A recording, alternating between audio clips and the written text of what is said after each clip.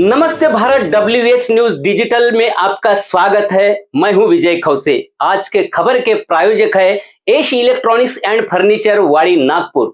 हम रहते हैं खबरों के आगे, खबरों के पीछे। खबर छुपाते नहीं, दिखाते हैं।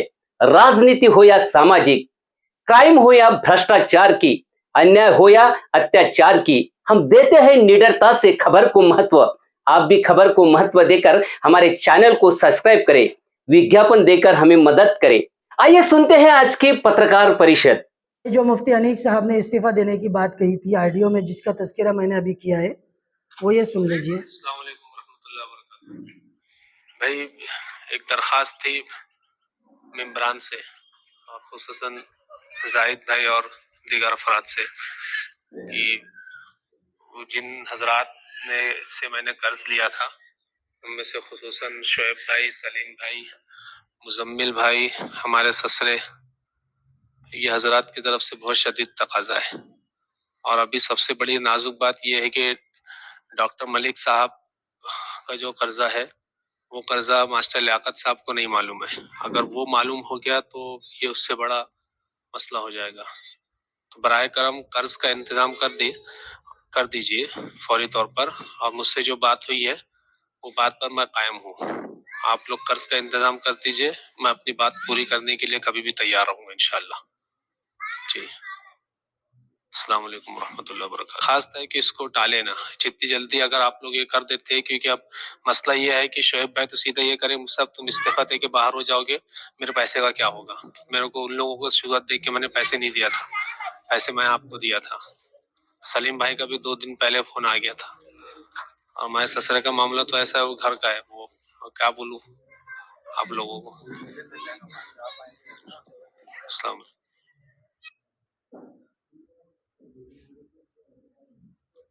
मैं आपको भेज दे रहा हूँ, आप भेज दीजिएंगे। काफी समय से जो है ये मामला चल रहा है ना शहर में। अब मैं इसी शहर का हूँ, तो मेरे सामने भी बहुत सारी चीजें आती हैं। इससे पहले भी मैंने आपको कहा था कि जो भी है, चाहे वो मुफ्ती अनीक की तरफ से हो, आपकी तरफ से हो, कि आप सारी चीजों को सामने रखें, लेकिन आपने पहले भी नहीं रखा।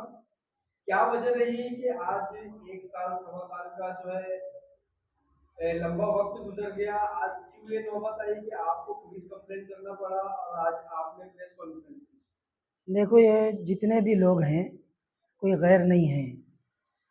जैसा इन्होंने इसके अंदर में तस्करा किए हैं कि जिनमें से अक्सर उनके बचपन के दोस्त, हम उम्र, हमदर्द, वो मोहसिन रह चुके हैं। इसी का लिहाज करते हुए, चूँकि मुफ्ती अनीक साहब मेरे साथ में पढ़े हुए, हम दोनों साथ में पढ़े हुए हैं, हम दोनों साथ में रहकर काम कर रहे थे। और ये एक बात मैं आपको बता दूं कि ये असल में मुफ्ती अनीक साहब समझे नहीं। ये असल हम दोनों को तोड़ने की एक मुनज़्ज़म तरीके से शहर के अंदर में साजिश की गई है।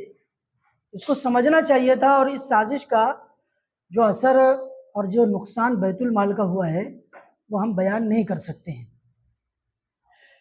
ये हमारे करीबी थे, ये हमारे करीबी थे। जितने भी लोग हैं ये करीबी है। इनको दवाखाने से करीब करने वाले कौन हैं? इन तमाम को जोड़ने वाले कौन हैं? हम हैं। मैं अगर लोगों के सामने रख देता तो इनकी ही बदनामी होती, लेकिन यह आज मुझे मजबूरन रखना पड़ रहा है क्योंकि मुझे कंप्लेंट करना पड़ा। कंप्लेंट में आप ये लोग मेरे ऊपर इल्ज़ाम लगा रहे हैं मैंने ऐसा ऐसा किया है।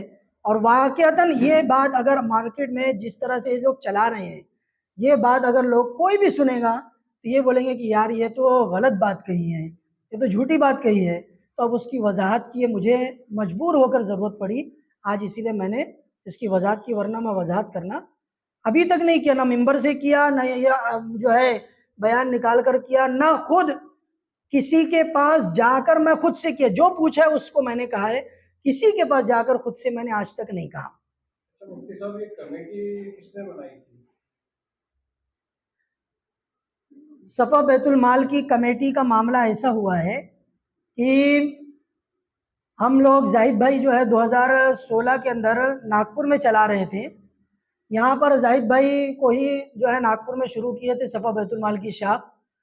फिर उसके बाद हमारा जाहिद भाई से ताल्लुक़ हुआ जाहिद भाई ने 2017 में हम लोगों को हैदराबाद भेजे कि जाओ एक मरतबा काम देख कर आओ। मैं और मुफ्ती अनीक साहब हम दोनों वहाँ पर हैदराबाद में 1 साल पढ़े हुए हैं, सफ़ा बैतुल माल के काम को करीब से देखे हैं। तो हम लोगों का तो पहले से देखा हुआ था, और जो लोग थे उनको जमा किए। एक गाड़ी में 7 लोग हम लोग बैठकर गए।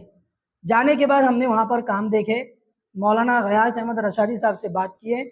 उन्होंने कहा कि भाई आप लोग जाकर काम शुरू करो, और कमेटी यही है जो यहाँ पर आई है, कमेटी यही है, कोई चुन कर इधर उधर से लाकर किसी की कमेटी नहीं बनाई गई है। मौलाना गयास साहब ने जो कमेटी जो गए थे देखने के लिए, उन्हीं की कमेटी बनाकर यहाँ भेज दिए, और लाकर हम दोनों की एक मीटिंग हुई। उस मीटिंग के अंदर में तय हुआ, एक किराए की जगह लिए, एक जो है हम जो है 50,000 रुपया कर्जा जाहिद भाई ने इब्तिदा में लगाए बतौर कर्ज के, लेकिन उसी के लिए दे दिए। एक साहब के पास गाड़ी थी, उनसे बतौर जो है गाड़ियाँ आरियत के तौर पर लिए, उनके पास इस्तेमाल के लिए। एक साहब का गोडाउन लिए हमने किराए पर, और एक ऑफिस और उसका जो कंप्यूटर वगैरह है वो लेकर हमने ये काम को। देखिए, शुरू में जब हम ये जगह मिली थी, उस जगह पर मैंने ये बात कहा कि 2 मेंबरान का नौजवानों से ये जो है मुआहदा हुआ, तो ये मुआहदा हम दोनों की अपनी तरफ से नहीं हुआ। ये बस्ती के 2-3 लोग असल है, जिसमें सबसे ज़्यादा तस्लीम आरिफ साहब है, जिनका सबसे ज़्यादा इसरार था। और वो इसरार ये था कि भाई ये जगह बस्ती की है, बैतुल माल हैदराबाद का है, उसमें बैतुल माल में नागपुर के मेंबरान हैं, ये कमेटी जो है बाहर की है। कल अगर आप दोनों छोड़ देंगे, बस्ती की ज़मीन पर हैदराबाद वाले कब्ज़ा कर लेंगे, नागपुर वाले कब्ज़ा कर लेंगे। ये सब बातें उन्होंने बताकर जो है, यानी शुरू से नीयत उनकी ख़राब थी। शरीक होना ये एक ज़ाहिरी तौर पर था, लेकिन उस जगह पर कब्ज़ा करना ये शुरू से था। इसीलिए हम भी बोले यार साथ में तो काम कर रहे हैं। जब इत्तेफाक के साथ काम होता है तो किसी का अंदेशा नहीं हुआ करता कि आगे चलकर इतनी तकलीफ हमको दे देंगे। मैं ये जगह दोस्तों, खबर देखने के लिए आपका शुक्रिया। आज के लिए बस इतना ही, फिर मिलेंगे नए खबर के साथ। तो बने रहिए WH न्यूज के साथ।